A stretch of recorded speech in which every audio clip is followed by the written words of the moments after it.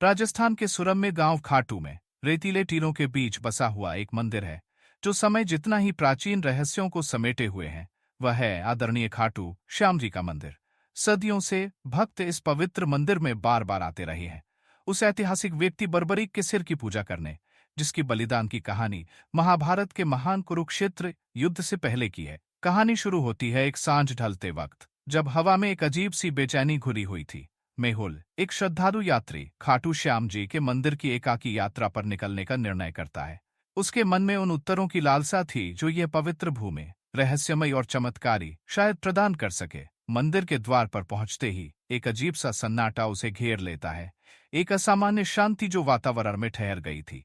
यह कोई सामान्य रात नहीं थी, यह जाना जाता था। कथाओं ने चेतावनी दी थी कि जब चांद ग्रहण के पीछे छिपा होता है तो मंदिर के परिसर में एक अलौकिक उपस्थिति भटकती है। मेहुल ने गहरी सांस ली और मंदिर के प्रांगण में प्रवेश किया। रेत के पत्थर की दीवारें सदियों पुराने रहस्यों की फुसफुसाहट करती प्रतीत हो रही थीं। उनकी झुर्रीदार सतहें जिंदा कहानियों से भरी हुई थीं। तभी उसने ध्यान दिया, सामान्य भीड़ का, गांव वालों का एक चिंतित समूह धीमी आवाजों में बात कर रहा था कि उस दिन मंदिर में दो रहस्यमय आकृतियां देखी गई थीं। कुछ का मानना था कि वे केवल कल्पनाओं की परछाइयां थीं, जबकि दूसरों का कहना था कि वे आने वाले खतरे की एक भयावह चेतावनी थी।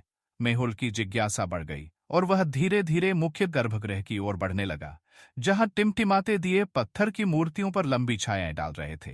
धुंधली रोशनी में खाटू श्याम जी का सिर लगभग चमकता हुआ प्रतीत हो रहा था, जैसे पवित्र कक्ष के भीतर से एक अलौकिक प्रकाश निकल रहा हो।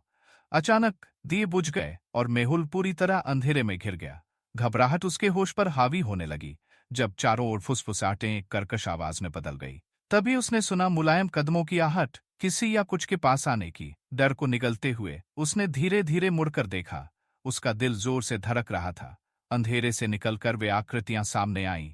एक सफेद कपड़ों में लिपटा आदमी जिसकी आंखें रात जितनी काली थीं, और एक महिला जो भयावह आभा लेकर चल रही थी।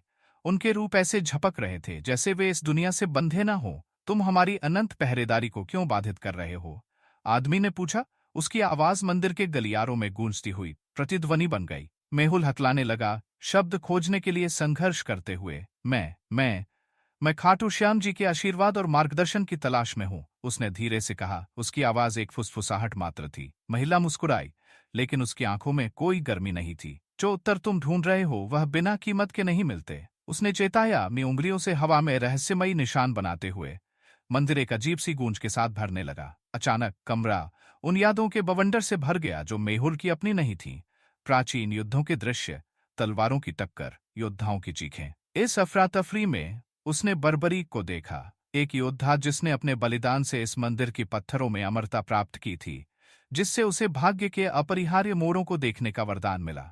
जैसे ही यह सब शुरू हुआ था वैसे ही यह समाप्त हो गया और मेहुल फर्श पर हांफता हुआ गिर पड़ा। उसने अपनी आंखें झपकाईं, आकृतियां गायब हो गई थीं और दिए फिर से जले हुए थे। उनकी शांत लौ उस उथल पुथल के विपरीत शांत दिख रही थी जिसे वह अभी देख चुका था। कांपती टांगों से मेहुल मंदिर से बाहर निकला, जहां भोर की पहली किरणें रात की बची खुची परछाइयों को मिटा रही थीं। गांव वाले उसके चारों ओर जमा हो गए। उनके चेहरे डर और अचरज से सफेद थे। वह जानता था कि जो रहस्य उसने जाना था वह अब उसी का था। खाटू श्याम जी की कहानी केवल भक्ति की नहीं थी, यह विश्वास, बलिदान और उन रहस्यों की गाथा थी जो इस धरती और दिव्यता को आपस में जोड़ते हैं। और जब मेहुल वहां से चल पड़ा, उसे प्राचीनों की सदैव जागरूक निगाहों का एहसास हो रहा था। उनकी उपस्थिति खाटू के पवित्र गलियारों में एक अनंत प्रतिध्वनि बनकर रह गई थी।